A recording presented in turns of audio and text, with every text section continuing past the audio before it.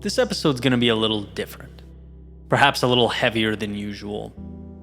I want to talk about the power of reaching out. How simply being there for someone can make an unfathomable difference. Right? We tend to think of, a monumental impact requiring monumental action, and sometimes that's simply not the case. Sometimes it's just showing up and letting someone know that, hey, I'm in your corner.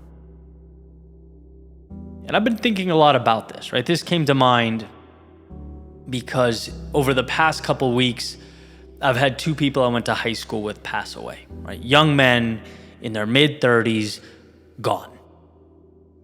And by the way, they're two of many people from my high school that have either OD'd and died or taken their lives. It's an epidemic. And I'm sure it is across the board, right? But being that I am one and hear about it often, I know that particularly young men are feeling isolated. They're feeling lost. They're feeling depressed. The pandemic exacerbated this quite a bit, right? It's a problem. And it's a complicated problem. Right? You can point to a lot of things. The way we connect now doesn't actually make us feel connected. We can't trick our brains into thinking that followers online are the same as friends grilling steaks with us in the backyard. Right? It's different. But it's not only isolation, right? I think there's a crisis of meaning, of purpose, of feeling a part of something. There's a societal void. I don't think there's any question about that. And in my little corner of the universe here, I talk frequently about the process of growing a business, of building a brand. A lot of you are in the midst of the same thing. And so I delve into the highs and the lows, the ups, the downs. I have convos about it live. And I can tell you, right, nothing was as challenging as the loneliness of trudging through that, right? The middle. Not rejection, not failure, not being humbled by life, not being broke. No, it was the feeling of solitude, right? Almost haunting. Right? And you could make the argument part of that self-induced, right? It was focused. Social life took a back seat. But regardless, it was very real. And what was worth gold were the texts from family saying, hey, I watched your video, great work. Or it was my friend Zach, out of the blue saying, hey, this will be worth it. You're onto something. Don't you dare stop. And call me on a Tuesday just to get me excited about my own company, right? And when you're deep in the battle, that's not a little thing. That's not like a smile and appreciate it thing. That's everything. That validated my reason to get up when things were difficult. One message. Right? And let's be real, right? My process was not catastrophic. I had it pretty good. That was a pretty fortunate situation. My brain goes to imagine the people really fighting, right? Really going through something. Battling with their demons. And I'm reminded, as I watch all these people from previous chapters of my life decide the pain of being here is too much, that we can help. No, we're not magic.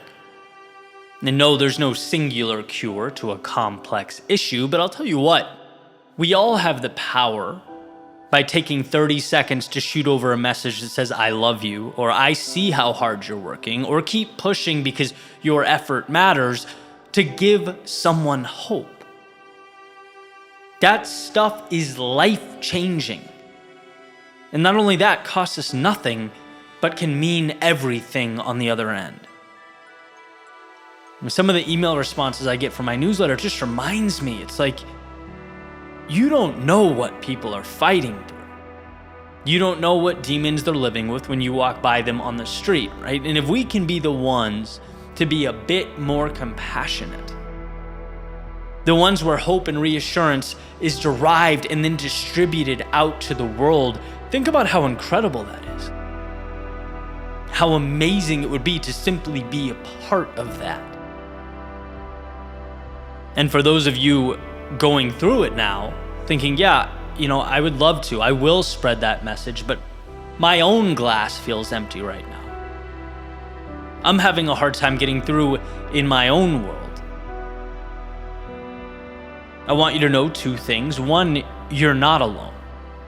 A lot of us are going through it with you, in our own arenas, fighting our own battles. So don't think this is a burden placed solely on you. Life is hard. That's the challenge, but it's also the beauty. Which leads me to number 2. There will be, I promise you, a point where you look back on the storm of right now and smile because you made it out.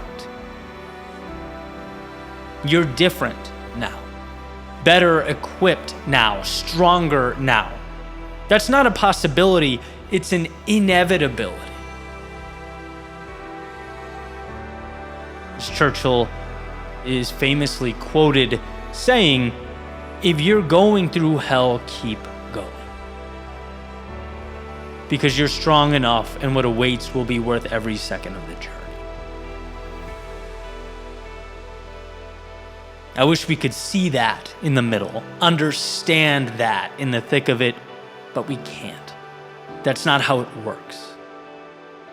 That's why we need to remind others, and it's why I'm reminding you. Life is a beautiful thing, but beauty can't exist without its inverse. We all endure chaos so that we can appreciate the calm. We all endure valleys of despair so that we can experience the rush of climbing out. It's a duality that's not always fun, but appreciating that is liberating. So keep going, keep trusting, keep pushing through. Hope is the greatest gift one can give. So give it to those around you and let it evolve into strength in your own world. It matters. More than you know, it matters.